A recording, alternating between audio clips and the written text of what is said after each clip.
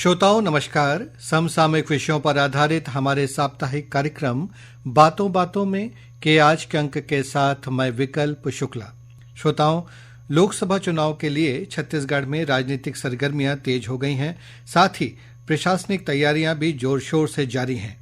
पिछले हफ्ते इस कार्यक्रम में हमने राज्य की मुख्य निर्वाचन पदाधिकारी रीना बाबा साहेब कंगाले से चर्चा करते हुए नामांकन पत्र, आदर्श आचरण संहिता सहित कई बिंदुओं पर चर्चा की।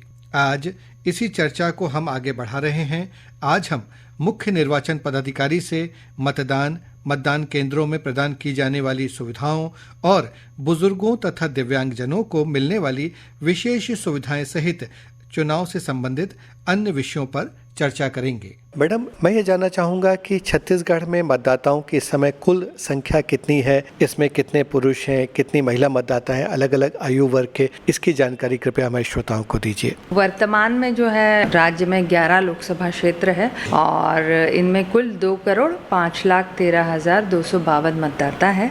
इसमें 1,01,80,405 पुरुष है और 1,03,32,115 जो है महिला मतदाता है। तो आप देखेंगे कि जो महिला मतदाता है 1,000 पुरुषों पे 1,015 महिला मतदाता मौजूद है वर्तमान में।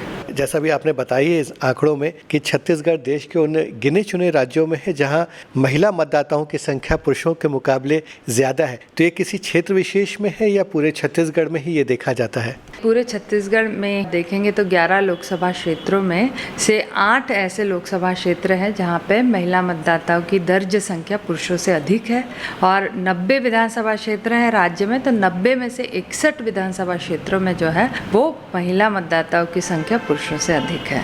मैडम, निर्वाचन आयोग ये चाहता है कि लोग अधिक से अधिक संख्या में मतदान करें, खास तौर से जो युवा हैं जो पहली बार मतदान करेंगे। तो ऐसे छत्तीसगढ़ में 18 से 19 आयु वर्ग के ऐसे जो नए मतदाता हैं उनकी संख्या कितनी है जो इस चुनाव में संभवतः पहली बार मतदान करेंगे? ये जो फर्स्ट टाइम वोटर्स हैं 18 से 19 आयु वर्ग के मतदाता, इनकी संख्या है 5,77,184।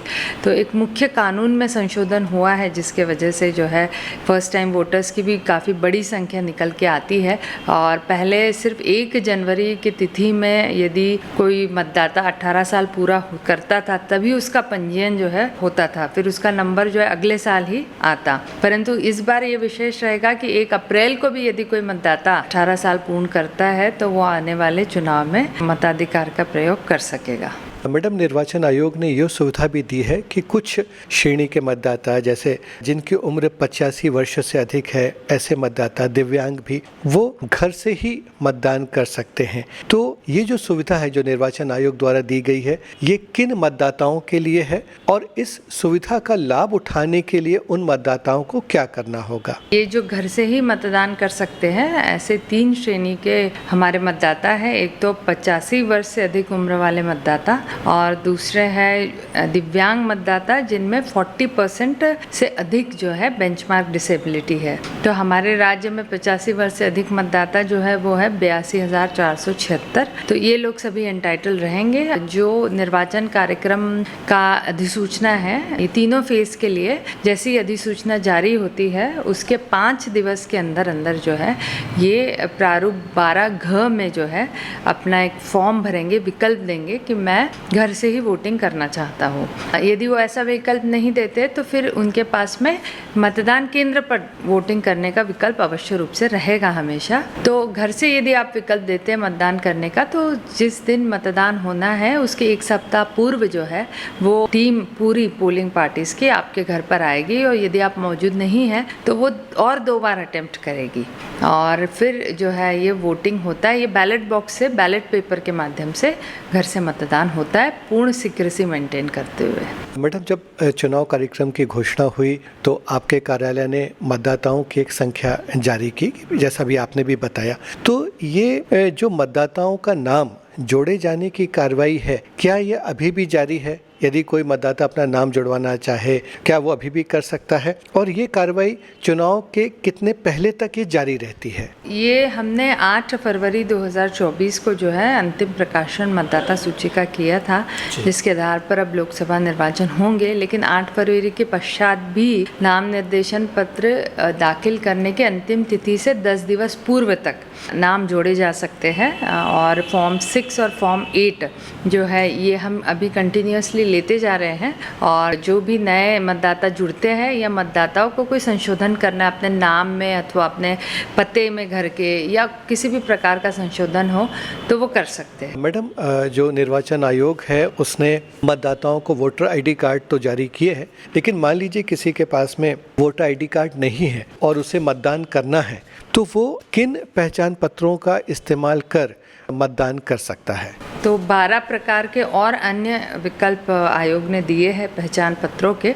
इसमें सबसे पहले तो आधार कार्ड है, इसके अलावा मनरेगा जॉब कार्ड है, बैंक या डाकघर के द्वारा जारी फोटोग्राफ युक्त पासबुक है, श्रम मंत्रालय द्वारा स्वास्थ्य बीमा स्कीम के तहत जारी स्मार्ट कार्ड है और ड्राइविंग लाइसेंस है, पैन कार्ड है, रजिस्ट्रार जनरल ऑफ इंडिया द्वारा नेशनल पॉपुलेशन रजिस्टर के अंतर्गत जो स्मार्ट कार्ड जारी होता है, भारतीय पासपोर्ट, फोटोग्राफ युक्त कोई भी पेंशन दस्तावेज, केंद्र अथवा राज्य सरकार या पब्लिक लिमिटेड कंपनी के एम्प्लॉयज़ को जो फोटोग्राफ युक्त सर्विस आइडेंटिटी कार्ड जारी होता है वो भी, यदि MP MLA MLC है तो उनको जो ऑफिशियल आइडेंटिटी कार्ड जारी होता है वो, या जो सोशल वेलफेयर डिपार्टमेंट है मिनिस्ट्री ऑफ सोशल वेलफेयर वो जो UDID कार्ड जारी करती है दिव्यांग नागरिकों के लिए, वो UDID कार्ड भी जो है एप्लीकेबल है। मैडम, छत्तीसगढ़ राज्य में लोकसभा चुनाव के लिए कुल कितने मतदान केंद्र बनाए गए हैं? और जैसा कि अभी आपने बताया कि जो निर्वाचन आयोग है वो सभी मतदाताओं को प्रेरित तो कर ही रहा है कि वो आकर मतदान करें, लेकिन कई तरह की सुविधाएं भी मतदाताओं को मतदान केंद्रों में उपलब्ध कराई जा रही हैं। तो किस तरह की सुविधाएं हैं ये, खासतौर से जो हमारे बुजुर्ग मतदाता हैं या जो दिव्यांगजन हैं उनके लिए? और क्या मतदाता मित्र भी नियुक्त किए जा रहे हैं? और जो ये मतदाता मित्र होंगे इनकी क्या भूमिका होगी? छत्तीसगढ़ राज्य में 24,109 जो है मतदान केंद्र हैं और इनके साथ ही 120 हमने सहायक मतदान केंद्र भी बनाए हैं। तो ये सहायक मतदान केंद्र हमने ऐसी जगह बनाए हैं जहाँ पर 1500 से अधिक मतदाता दर्ज संख्या में थे। जो सुविधाएं सभी मतदान केंद्रों में उपलब्ध रहेंगी उसमें मुख्य रूप से दिव्यांग नागरिकों के लिए रैंप रहेगा और पेयजल और विद्युत शौचालय की व्यवस्था भी रहेगी, छाया की व्यवस्था रहेगी। इसके अलावा एक वोटर असिस्टेंस बूथ या मतदाता सहायता केंद्र जिसमें हमारे मतदान कर्मी जो है उपलब्ध रहेंगे। मतदाताओं को जो है अल्फ़ाबेटिकली सीरियल में यदि अपना नाम खोजना है, क्योंकि मतदाता सूची अल्फ़ाबेटिकल ऑर्डर में नहीं बनती है, तो अल्फ़ाबेटिकल ऑर्डर वाली एक मतदाता सूची में अपना नाम वो खोज सकेंगे। राज्य में हमने ऐसे मतदान केंद्र जो पूर्ण रूप से महिलाओं द्वारा संचालित रहेंगे, जिन्हें हम संगवारी मतदान केंद्र कहेंगे, ऐसे हमने 900 के तकरीबन बनाए हैं और 450 आदर्श मतदान केंद्र भी बना रहे हैं। 90 दिव्यांगजनों द्वारा संचालित और 90 जो है वो युवाओं के द्वारा संचालित ऐसे मतदान केंद्र रहेंगे।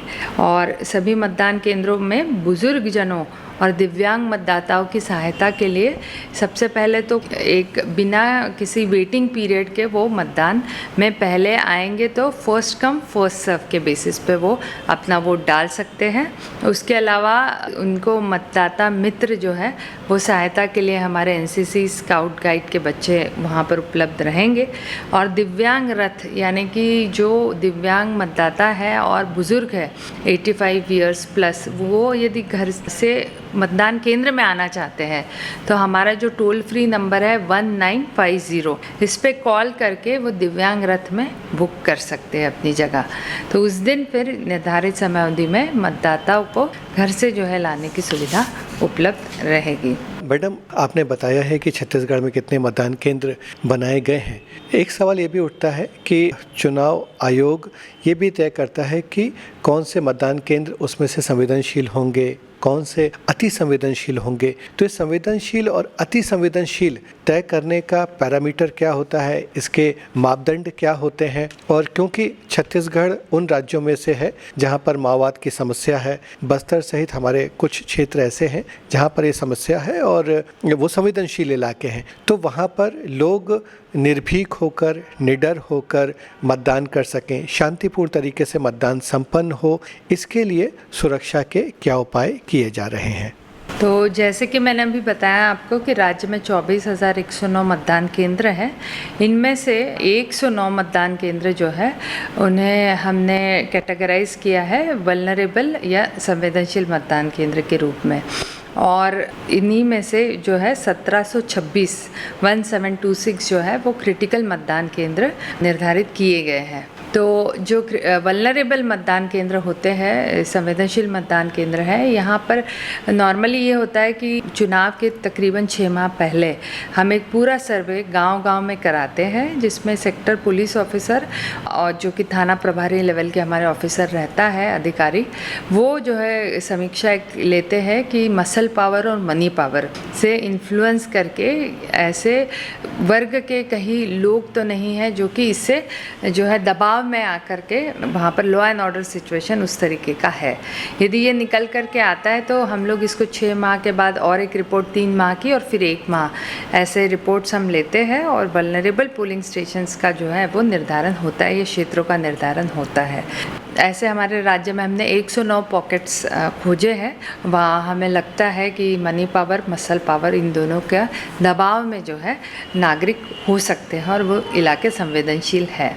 इसके अलावा क्रिटिकल एरियाज़ रहते हैं जो कि जैसे एक तो नक्सलवाद से ग्रसित ऐसे इलाके हैं। इसके अलावा ऐसे इलाकों में जहाँ पर कि मतदान प्रतिशत 10% से कम रहा है, या जहाँ पर मतदान विधानसभा निर्वाचन में एक ही कैंडिडेट को 90% वोट गए हैं, तो वो भी क्रिटिकलिटी के श्रेणी में आता है। अगर किसी मतदान केंद्र में किसी भी प्रकार की घटना, इलेक्टोरल ऑफेंस हुआ है और एफआईआर दर्ज हुआ है, या unusual law and order situation है, ये सभी जो है क्रिटिकल श्रेणी के मतदान केंद्र कहलाते हैं।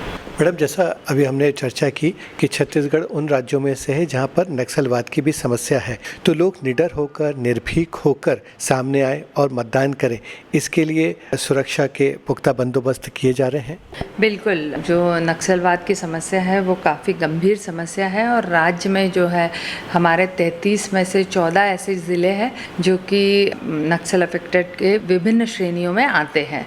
तो इसमें से पूरा बस्तर संभाग तो है ही, और फेज़ 1 में बस्तर संभाग की सभी विधानसभाओं में जो है मतदान होगा। तो सबसे पहले जो डिप्लॉयमेंट है वो सेंट्रल आर्म्ड फोर्सेस CAPF जो कहलाते हैं, उनका हम काफ़ी पर्याप्त संख्या में केंद्रीय सुरक्षा बलों की तैनाती वहाँ करते हैं।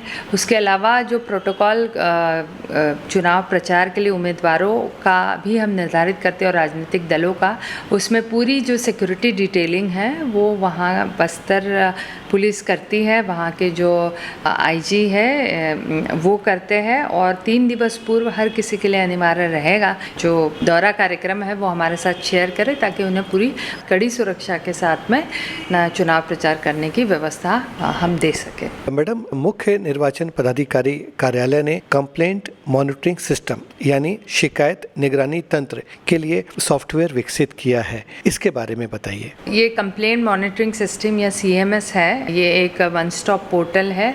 इस पर जो भी शिकायतें राज्य में विधानसभा के दौरान हमें मिली थी, हमने उनके निदान के लिए, त्वरित निदान के लिए जो है वो पोर्टल पे डाली थी और इसको संबंधित विभाग को असाइन किया था, और डिपेंडिंग ऑन कि कितना सीरियस नेचर ऑफ कंप्लेंट है, तो 24 घंटे से लेकर के 12 घंटे की अवधि के बीच में हमने इसमें निराकरण करने की कोशिश की थी, क्योंकि मामले चुनाव के समय में इसी नेचर के रहते हैं कि वो 12 से 24 घंटे के बीच में उनका निराकरण हो सके।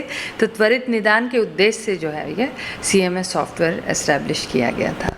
एक अंतिम सवाल, भारत निर्वाचन आयोग ने निष्पक्ष चुनाव सुनिश्चित करने के लिए और आम जनों की सुविधा के लिए सूचना प्रौद्योगिकी का इस्तेमाल करते हुए C-विजिल सुविधा जैसे अनेक ऐप विकसित किए हैं।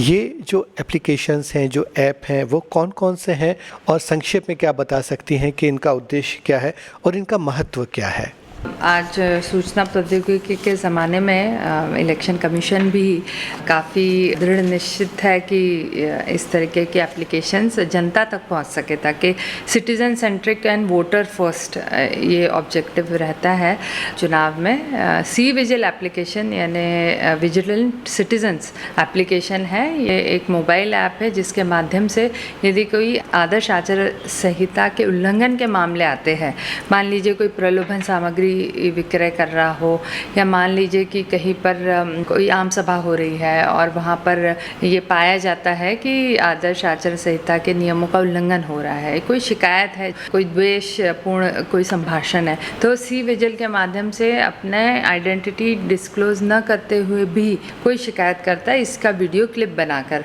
या फोटोग्राफ्स लेकर के अपनी शिकायत को अपलोड करता है। और हम प्रतिबद्ध है कि 100 मिनट के अंदर इस शिकायत का हम निराकरण करेंगे और रिस्पॉन्स करेंगे। तो ये हो गया सी विजिल ऐप। इसके अलावा सुविधा ऐप ये उम्मीदवारों के लिए, अभ्यर्थियों के लिए है, जिसमें कि विभिन्न प्रकार के जो परमिशंस चाहिए, जैसे व्हीकल परमिशन चाहिए, आम सभा के लिए परमिशन, रोड शो रैलियों के लिए परमिशन, या अन्य किसी भी प्रकार के परमिशन है, तो वो ऑनलाइन अप्लाई कर सकते। नाम निर्देशन पत्र भी सुविधा के माध्यम से ऑनलाइन आप भर सकते हैं, परंतु शपथ ग्रहण करने के लिए, शपथ के लिए तो अवश्य रूप से उन्हें समक्ष में उपस्थित होना होगा। एक हमारा बहुत इम्पॉर्टेंट एप्लीकेशन है जो वोटर्स रजिस्ट्रेशन के लिए है, वो कहलाता है वोटर हेल्पलाइन ऐप या VHA ऐप। और पोर्टल भी है, वोटर सर्विस पोर्टल, जो voters.eci.gov.in है। इस पोर्टल पर आप विजिट करें। यदि आप मतदाता नहीं हैं तो आज ही अपना नाम मतदाता सूची में जुड़वाएं। और बहुत ही सिंपल एप्लीकेशन है, ये iOS एंड्रॉयड में ईजिली डाउनलोडेबल है। फॉर्म 6 आप भरिए और आप मतदाता बन सकते हैं। बहुत बहुत धन्यवाद मैडम, आपने बहुत महत्वपूर्ण जानकारी दी आकाशवाणी के श्रोताओं को। निश्चित रूप से ये सभी के लिए पूरी जो जानकारी आपने दी है बहुत उपयोगी साबित होगी। हम आकाशवाणी समाचार की ओर से आपका हार्दिक आभार व्यक्त करते हैं। धन्यवाद। तो श्रोताओं, इसी के साथ समसामयिक विषयों पर आधारित हमारा कार्यक्रम अब संपन्न होता है। अगले हफ्ते इस कार्यक्रम में एक नए विषय के साथ हम फिर हाजिर होंगे। अब हम आपसे विदा लेते हैं। नमस्कार।